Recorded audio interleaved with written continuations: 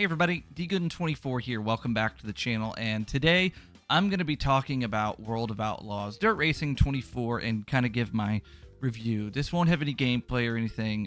It's just going to be me talking podcast form. So throw it in your pocket, listen to it without watching if you want, if that's easier for you.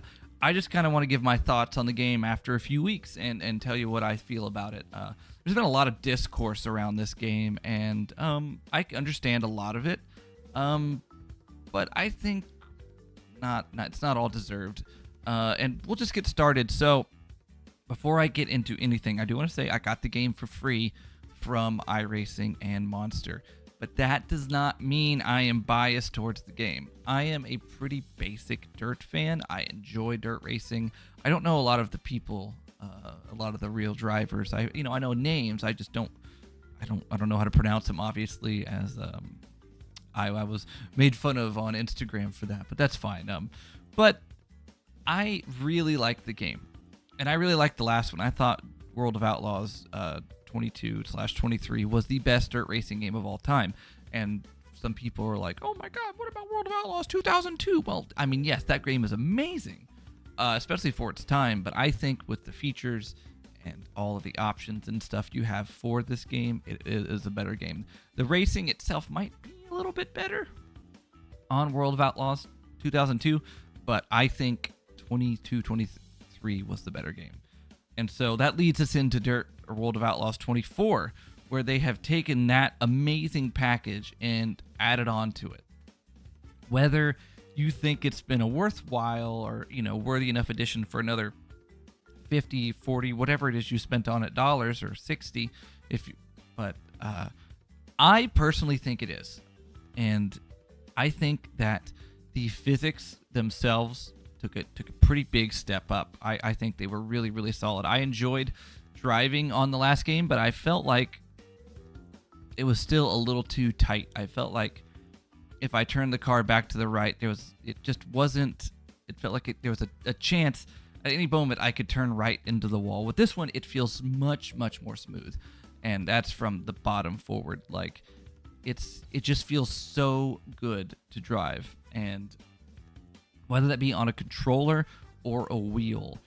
I prefer the wheel. That's more of my bread and butter. I like the feeling behind a wheel. But from what I have heard, and my own self too, I haven't spent a lot of time on controller, but I felt fine.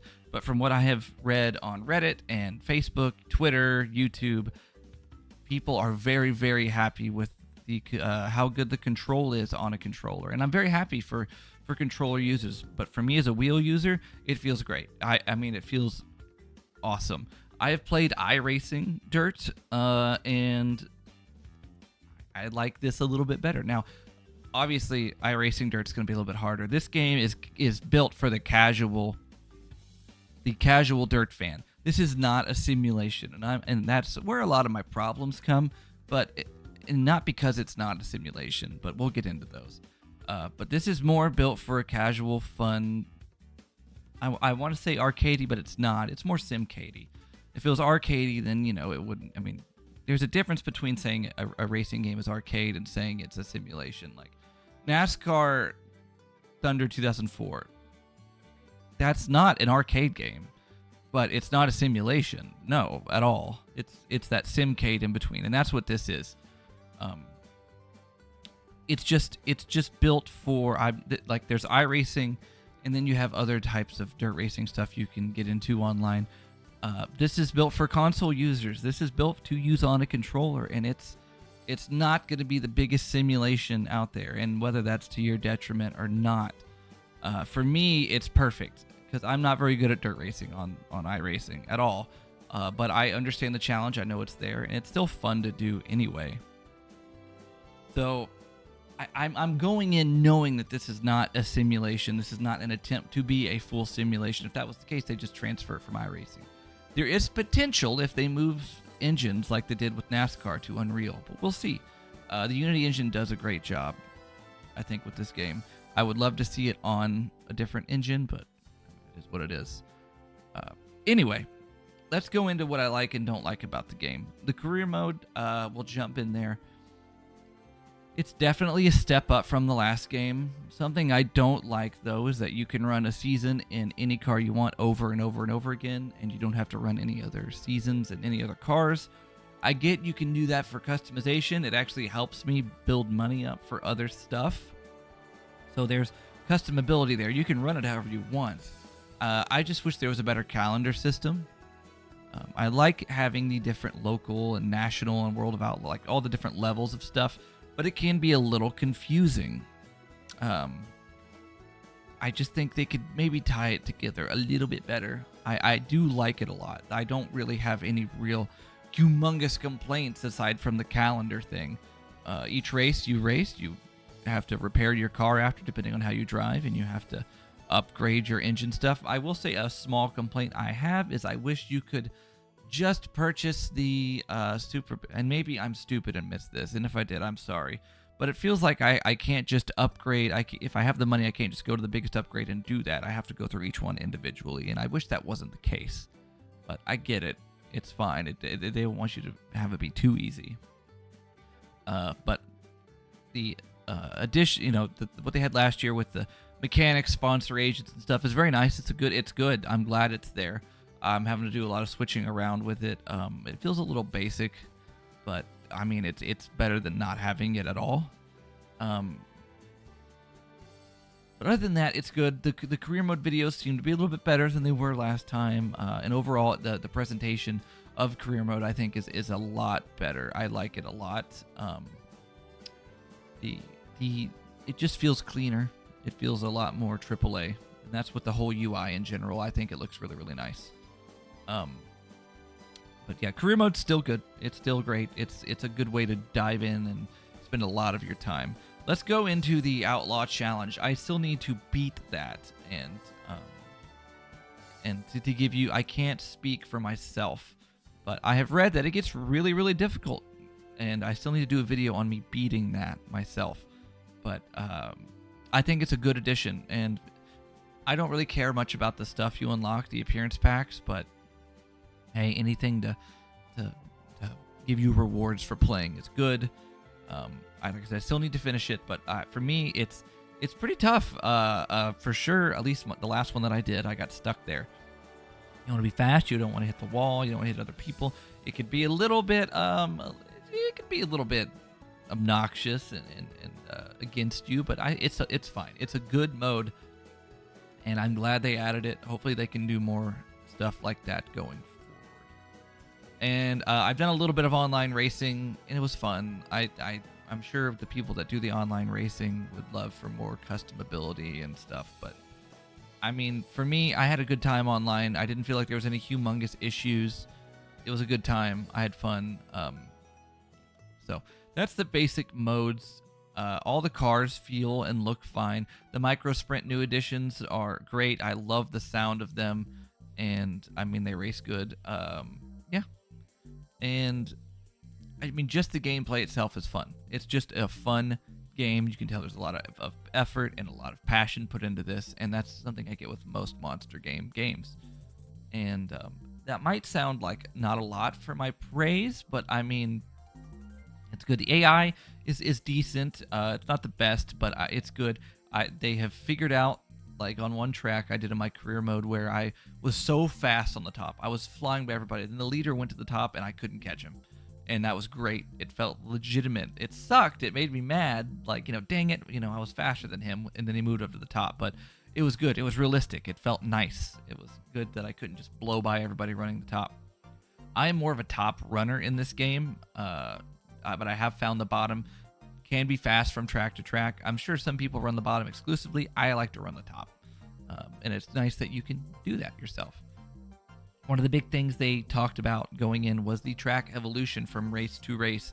And I feel like it's a worthwhile addition. For me, I can't run the top, though, in practice or qualifying or even the first heat race because that cushion hasn't come in yet. So if you're not fast on the bottom, you're just going to be slow until that cushion builds up. But it's realistic. It's good. I'm like everybody else, wish that it changed over the course of a race, but that's just how it is. It's a bummer. Maybe going forward we can get ruts and stuff like that can come in, but for now it is a good addition. the dark, slick spots. You want to try to stay out of that because you'll just slide through it. It feels really good. I mean, it's really, really good in my opinion. Yeah, I felt like it was a good, worthwhile addition. So let's talk about some stuff that I don't like. Something that monster games have always struggled with, and it could be an engine problem, is damage. In this game, if you crash, or the AI crashes, you're probably going to be fine. They have the system where you can get arrow engine or whatever damage. And if you do get that, you're going to be slower for sure. But if you flip or whatever, and this is a bigger problem with the AI cars. If the AI cars flip and crash, and you'll have that. Like I've had so many crashes happen. Date one, they don't go to the back. I feel like if you're the caution, you go to the back. Like, it's just how it should be.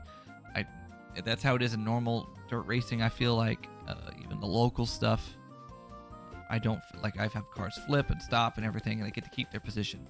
Bullcrap. It shouldn't work that way. It should be.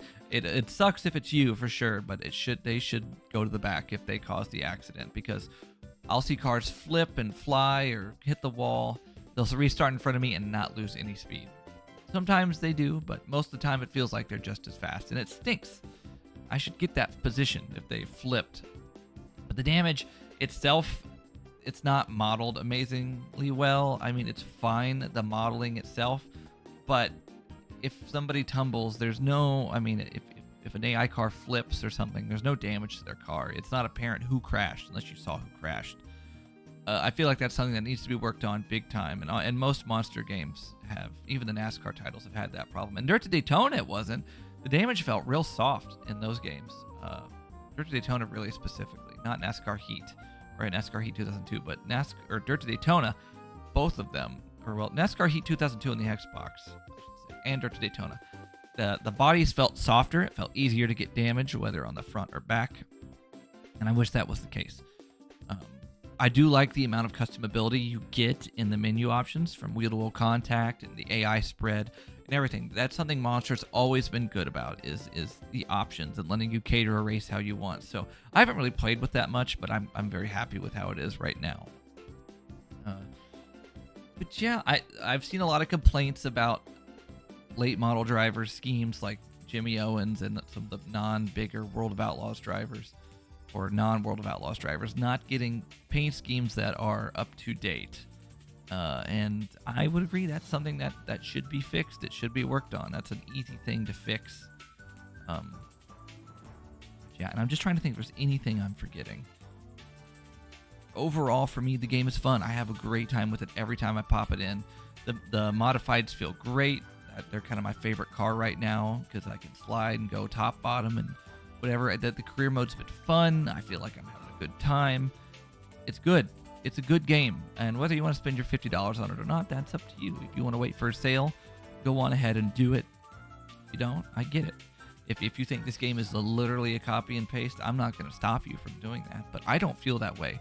I had fun with the last game. I put hours and hours into it, and I've had fun with this game so far, and I've continued to put hours into it.